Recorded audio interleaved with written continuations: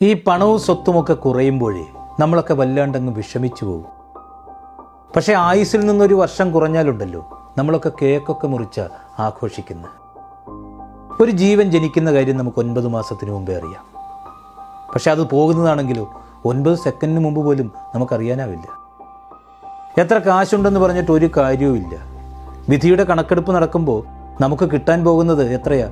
6 അടി മണ്ണ് മാത്രമാണ്. നമ്മളൊക്കെ ജനിച്ചപ്പോൾ ആദ്യം തൊട്ടവരെ നമുക്ക് ഓർമ്മയില്ല. അതുപോലെ തന്നെ അവസാനം തൊടുന്ന പരിചിതനെയോ അപരിചിതനെയോ ഒന്നും നമുക്കറിയാനും കഴിയില്ല. ഈ ലോകത്ത് മനോഹരമാണെന്ന് തോന്നുന്നതൊക്കെ ഉണ്ടല്ലോ, അതൊക്കെ താൽക്കാലികം മാത്രമാണെന്നേ. ഏതെങ്കിലും ഒരു പ്രഭാത ഉച്ച വരെ നീണ്ടിട്ടുണ്ടോ? ഏതെങ്കിലും ഒരു നട്ടുച്ച സന്ധ്യ വരെ നീണ്ടിട്ടുണ്ടോ? ഈ രാത്രിയുടെ ഖബറിൽ കുഴിച്ചിടാത്ത ഏതെങ്കിലും ഒരു പകലുണ്ടോ?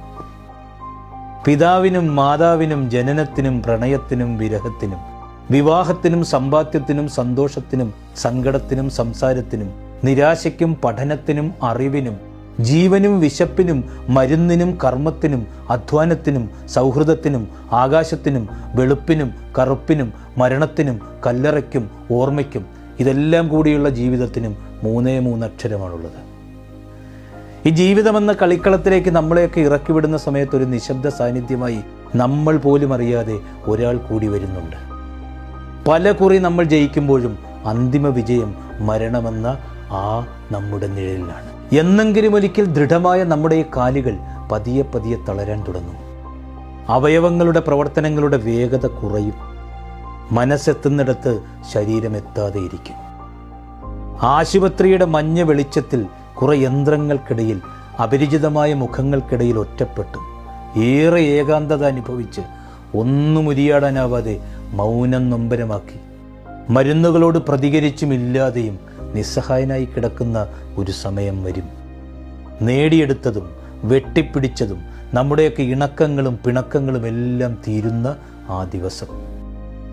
കൂടെ നിന്നവരും ഒപ്പം ചേർത്ത് പിടിച്ചവരും പേടിക്കേണ്ട ഞാനില്ലേ എന്നൊക്കെ പറഞ്ഞവരും എല്ലാവരുടെയും മുമ്പിൽ നമ്മളിങ്ങനെ കിടക്കും. മഴയോ വെയിലോ കാറ്റോ തണുപ്പോ ഒന്നും ഏൽക്കാതിരിക്കാൻ നമ്മൾ ചവിട്ടിയ മണ്ണ് നമ്മുടെ മുകളിൽ വീഴുന്ന ഒരു ദിവസമുണ്ട്. ഈ ഓട്ടങ്ങളെല്ലാം അങ്ങ് അവസാനിപ്പിച്ച് എല്ലാ തിരക്കിൽ നിന്നും അകലുന്ന ഒരു ദിവസം.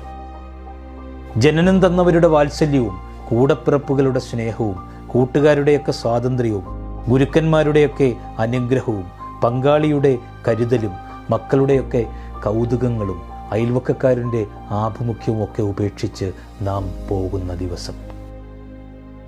ശരീരത്തിൻ്റെ ഈ തടവറ ഭേദിച്ചുള്ള ജീവന്റെ പറക്കലാണത്.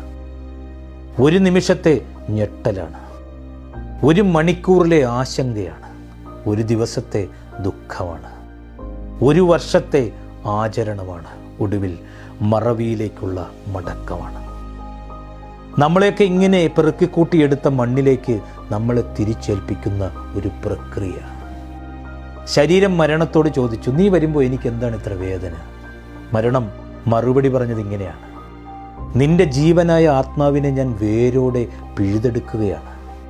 നിനക്കുണ്ടാകുന്ന തീവ്രമായ നഷ്ടബോധത്തിൽ നിന്നുള്ള പ്രാണന്റെ പിടച്ചിലാണത്. ഈ ശ്മശാനത്തിനൊക്കെ ഇത്ര നിശബ്ദത എന്താണെന്നറിയാം? വെട്ടിപ്പിടിച്ചവരെല്ലാം അതൊക്കെ അവസാനിപ്പിച്ച് ഉറങ്ങിക്കിടക്കുന്ന സ്ഥലമാണെന്നേ അത്.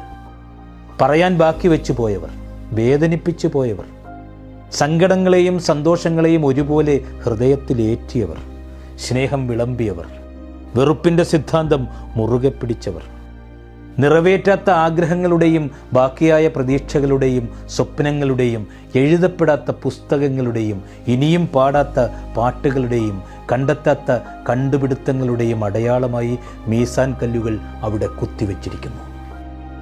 നമുക്ക് പ്രിയപ്പെട്ടവരുടെ ശേഷിപ്പുകളുടെ താൽക്കാലിക കലവറയാണത്. ഈ പ്രിയപ്പെട്ടവരുടെ കുഴിമാടങ്ങൾ നമ്മുടെ ഹൃദയാഴത്തിൽ എവിടെയോ ഉണ്ട്.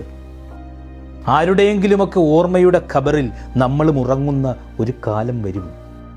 ഉറ്റവരെ നഷ്ടപ്പെട്ടതിന് ശേഷം ഉരുണ്ടുകൂടുന്ന ഏകാന്തത അനിവാര്യമായ വിഷാദ ദശയാണ്. നിശബ്ദത തന്നെ ശബ്ദമായി മാറുന്ന അപൂർവം അവസരങ്ങളിൽ ഒന്നാണത്. നമ്മളൊന്നും ഒന്നിൻ്റെ പേരിലും അഹങ്കരിക്കരുത്, ഒരാളെയും അവഗണിക്കരുത്.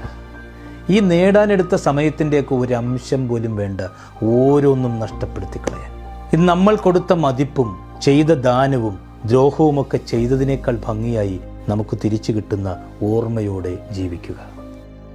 എപ്പോൾ ജനിക്കും എപ്പോൾ മരിക്കുമെന്ന് നമുക്കറിയില്ല. പക്ഷേ എങ്ങനെ ജീവിക്കണമെന്ന് തീരുമാനിക്കുന്നത് നമ്മൾ തന്നെയാണ്.